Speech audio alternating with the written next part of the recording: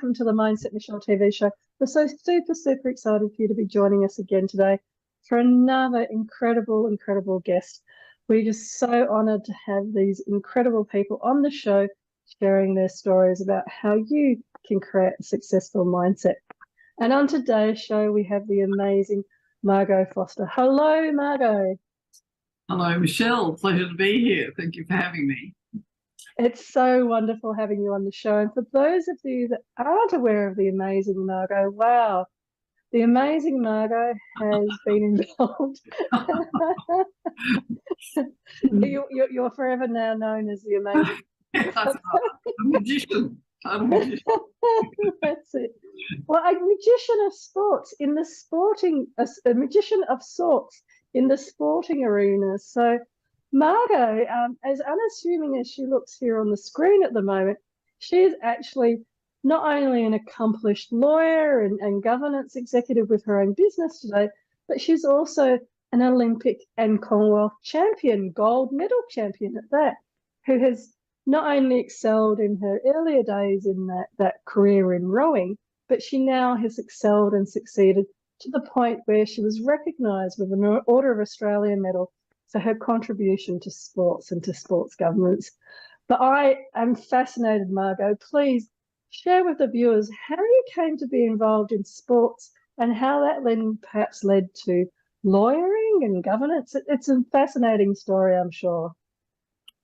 Well, there are a few strands there, Michele. So I'll start with the fact that I grew up in a very sporty family. So we all played sport. We all played a lot of sport.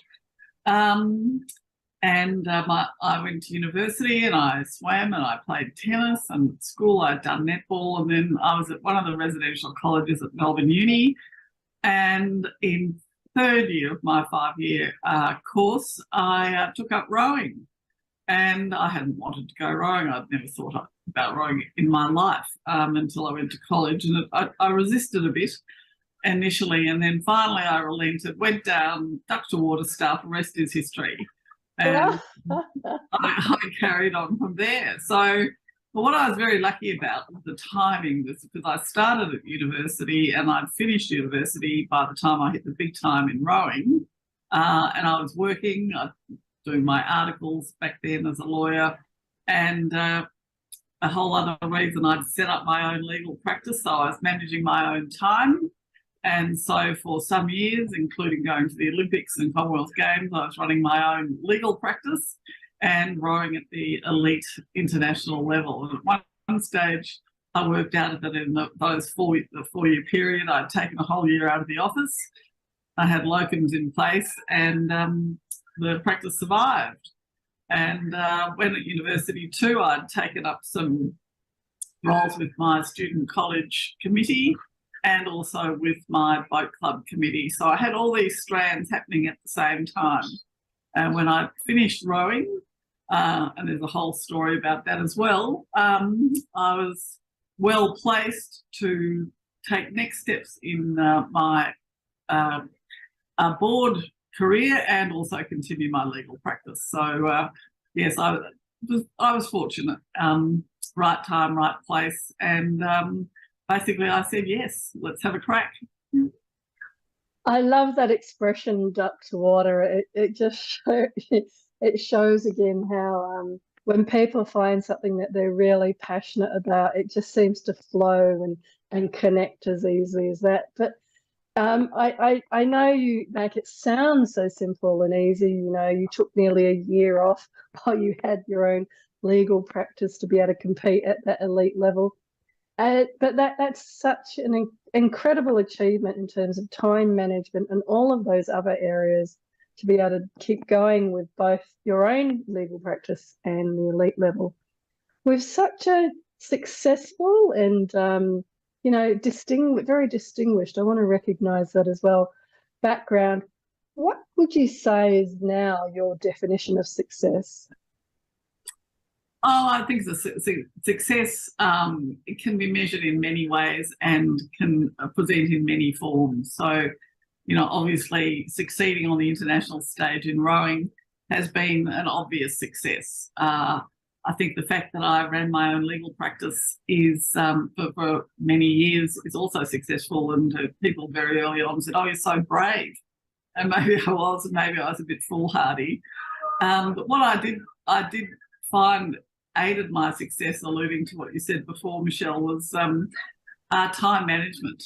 And basically I took the view that when I was doing what I was doing, I would concentrate on that and I wouldn't worry about what I wasn't doing.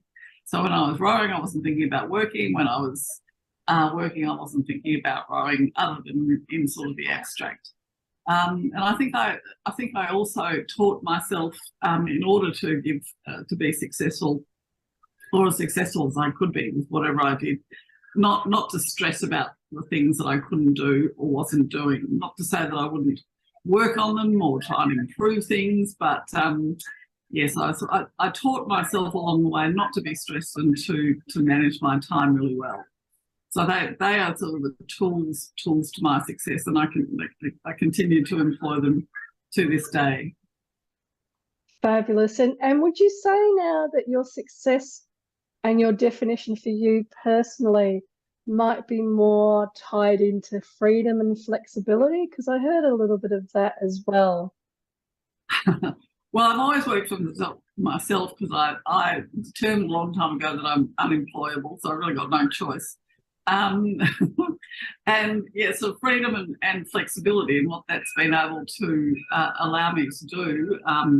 And I happily ceased being a lawyer a few years ago, but it's allowed me the freedom to develop programs that I'm now running, which are basically designed to help directors be as effective as they can be. Because as I mentioned before, I've been on a large number of boards, starting from back when I was at university, and I've learned a lot, and I just think that I've got the skills and experience from a huge range of boards to be able to apply myself and my time to helping directors. So that freedom allows me to pretty much choose my path, and yeah, I'm very happy with the choices that I've been able to make. And what incredible choices to, you know, make a success of not just a legal practice and a legal career, but also an elite level Olympic and Commonwealth Games career. And then to decide then, well, I'm going to go off and focus on the governance side of it and make a success of the director's side of things. With so many, you know, accolades and awards and all of these incredible things. And again, I don't want to minimize any of it, because there's just so much that you've created and been successful at. I'm sure many people watching would be really interested in what sort of suggestions. We talked a little bit about the time management one, but what other sorts of suggestions would you make about creating that mindset for success?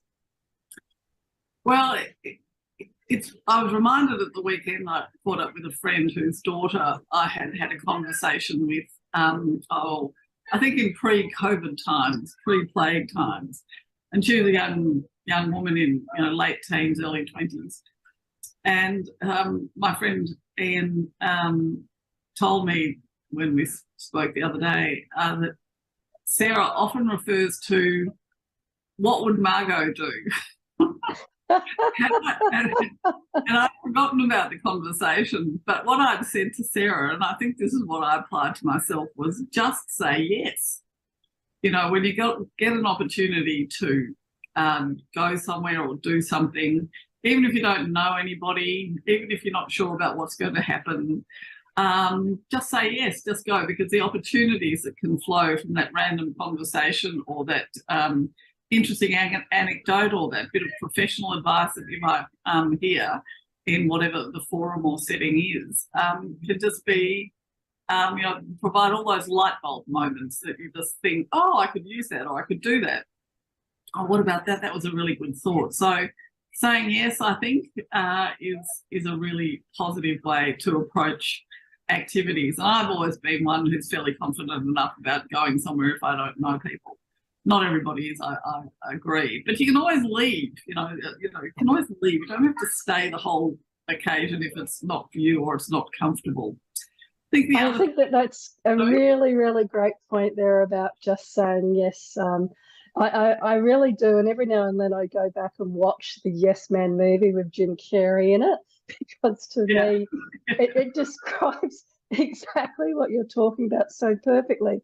By saying yes, even if you don't necessarily like the activity or the thing you said yes to, you actually don't know where it will lead. And the amazing and interesting people or ideas or suggestions that you might have from actually saying yes. In fact, I know that recently when I was visiting Melbourne, and this is where I met Margot, because I said yes to going to an Optimist breakfast. And it was something that, was a little bit difficult to fit into my timetable.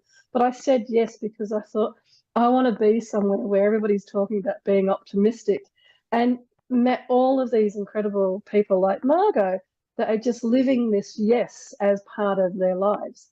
Yes. Oh, look, that's quite right. Well, I was a bit the same. Admittedly, it was really easy for me to go to that very enjoyable Optimist breakfast because it was literally around the corner from where I lived. Didn't have to make the trek from anywhere. But yeah, I didn't know anybody there. Well, I did, apart from one person. But yeah, it was a really interesting, eye-opening, and it's brought us together, Michele, which has been terrific.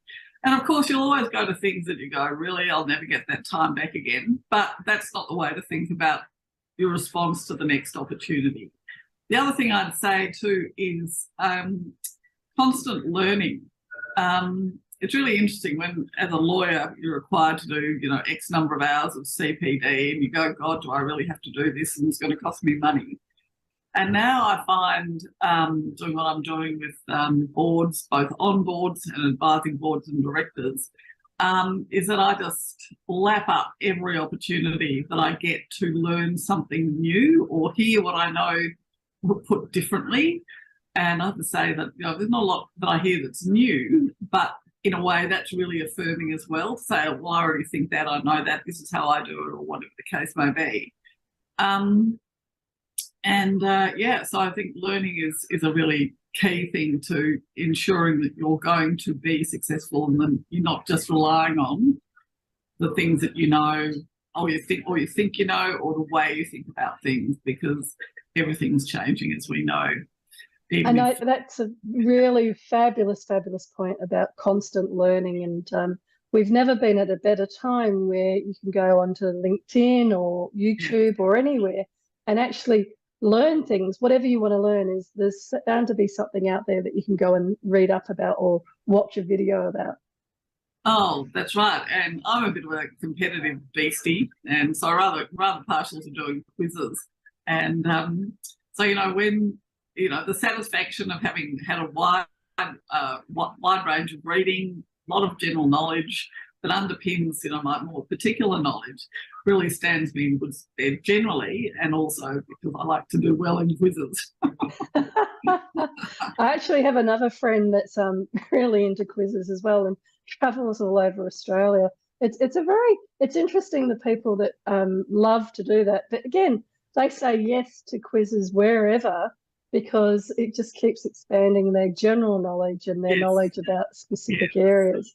Yes. But I love this constant learning idea, especially as with technology changing and people perhaps being a little bit unclear about what may happen with their job in the future. There's the opportunity to now learn about and study and watch videos about all sorts of different jobs that may or may not suit what you want to do, but they can help you to actually go through and identify, well, these are what I'm good at and this is what I like to do, and these are the types of people that do those types of jobs. So much different to reading that old book, what colour is my parachute? Yes, actually. I also think that the general knowledge, general reading, general understanding about how the world works also works to your point about getting jobs and applying for jobs with knowledge. Because if you can engage in conversation with the recruiters in broad sense before you get down to the nitty-gritty, then they'll assess you as a well-rounded person as well, rather than someone who's just particularly focused on a niche area. And really, in this day and age, information of whatever sort is in my view, real power. It is. And because there is access to more information than ever before, it's actually developing as another skill set for success, that skill to be able to sort through the information, identify what's useful and what's not useful. Yeah. I thought I'd probably just actually also mention, if people can hear a dinging in the background, Margot's coming to us from Melbourne. And so it's one of the most wonderful Melbourne things, hearing the trams dinging. Oh, can you hear the trams? You can hear the trams. Oh, I don't even notice them anymore. They're literally out the window. But that's fine. I think it's one of those wonderful things about doing videos like this, that you can actually, or interviews like this, that you can actually hear people in situ in their real life situations. And it's wonderful to hear the trams dinging the bell outside the window. The other thing I was going to add, if I may, Michele, is avoid self-deprecating language. And I think that that's, you know, oh, I'm just, or I hope to be, or whatever. And I was reminded of this at a recent event, and a new director on a board that I'm involved with said that she hoped that she would be able to contribute. And I said, no, you will contribute. And I think the self-deprecating talk is also quite destructive. Puts you behind the eight ball, even if you don't say it out loud, you just sort of think, well, will I, can I, should I? And my take on things, certainly with boards, if you're on a board, you're there to be an equal, you're there to have your opinion heard, and of course you're going to make a contribution of some sort. Mightn't be immediate, might take time, but yeah, just avoid the self-deprecating language, particularly out loud. That is such a wonderful, wonderful tip, because it's also a part of different cultures. So years ago, I had this example, I think it was when I was doing some postgraduate studies, this example of different cultures, and it may or may not be true today, but people will get the general idea. So if you were to ask, say, somebody with a master's in Italian in Australia, can you speak Italian and do you know Italian? They might say, oh, I know a little bit. If you were to say perhaps to somebody from America that had done a YouTube course for a couple of weeks on Italian, do you know Italian? Can you speak Italian? They would say, yeah, I'm an expert at Italian, because the different cultures here in Australia, we are much more self-deprecating. In America, people can be talking themselves up a bit more, and not everybody, but as a cultural example, that's what I'm trying to stress here. And so to be aware of that many people from other cultures, and the world is global now, so it doesn't matter where you're from, but many people can actually come from a culture where they're a lot more assertive and confident about their skills and abilities. So that self-deprecating language that you may have learnt from your culture, and I'm using the Australian culture, but Southeast Asian cultures can be the same, where, being quiet and is a sign of respect.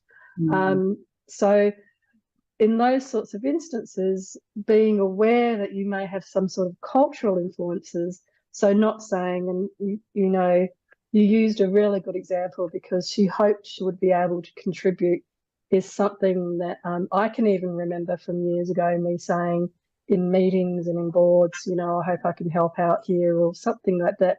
And of course, if you're there to help out. You're not hoping to help. So I think she could have said, I look forward to contributing as I become more familiar with the business of the board, or something like that, which would be entirely reasonable. But I just think it's just something to be aware of, and notwithstanding the cultural differences.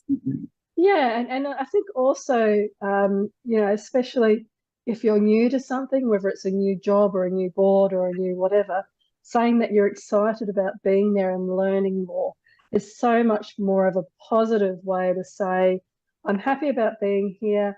I appreciate I may not know everything that I need to know at this point in time, but focusing on that excitement and happiness about being there at that point I think is a great way to, again, getting around if you have got a natural way of putting yourself down or trying to not put yourself out there too quickly.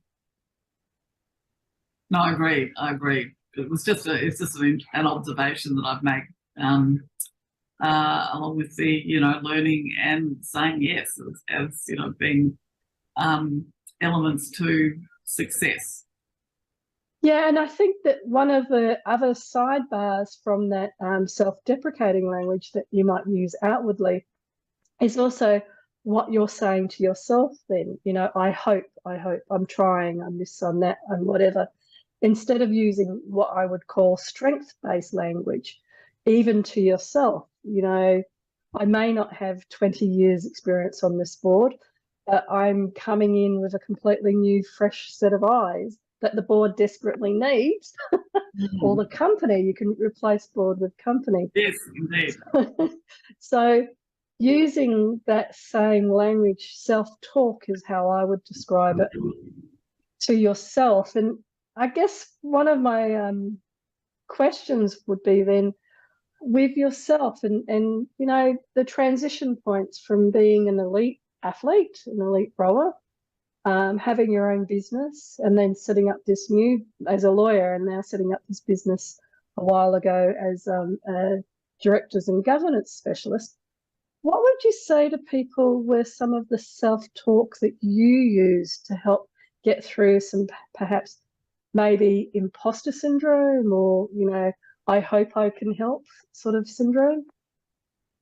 So through my programs and the work that I do with boards, it's all about trying to generate confidence through knowledge.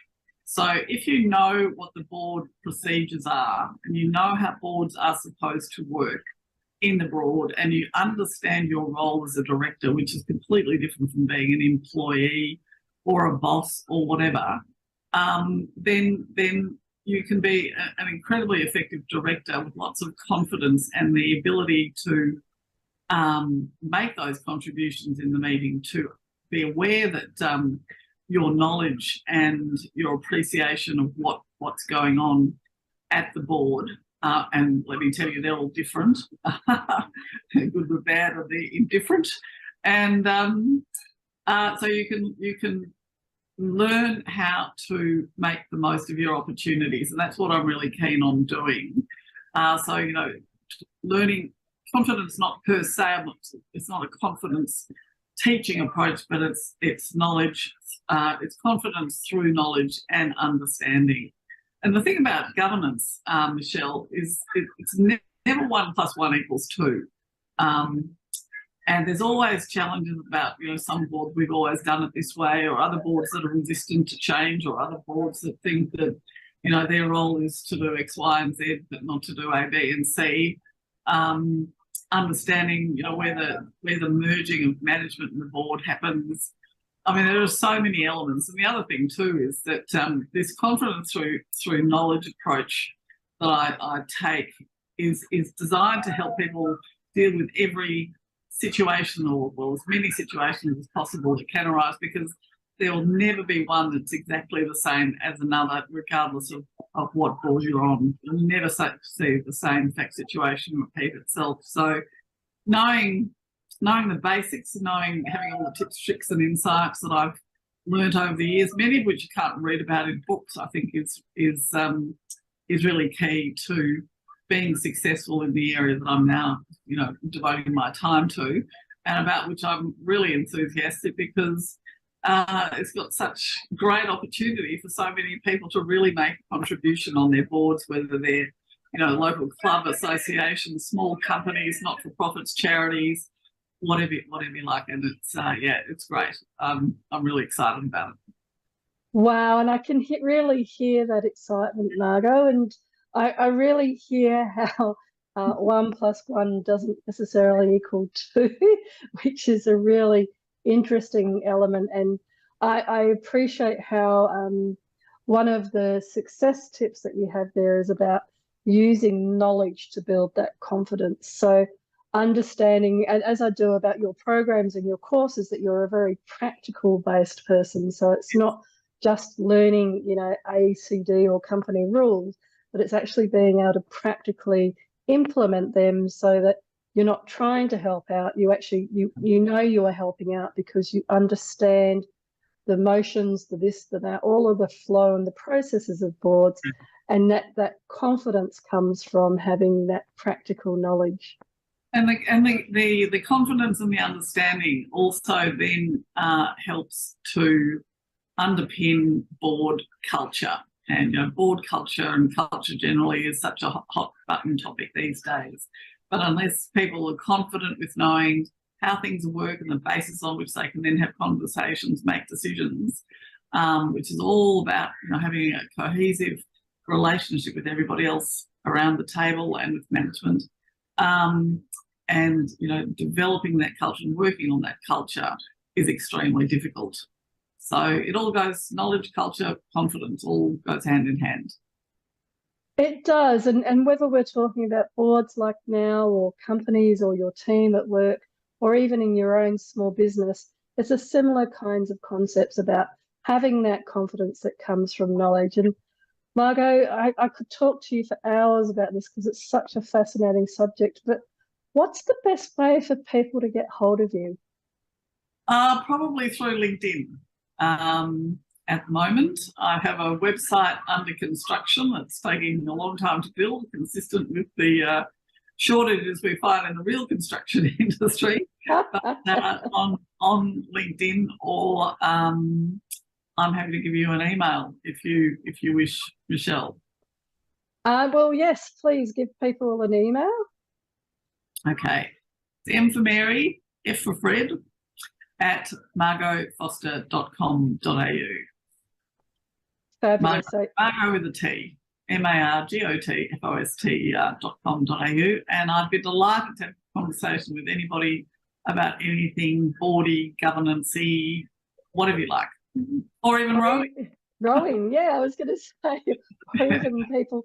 And I'm sure there'll be people that will be watching that will be sports-minded.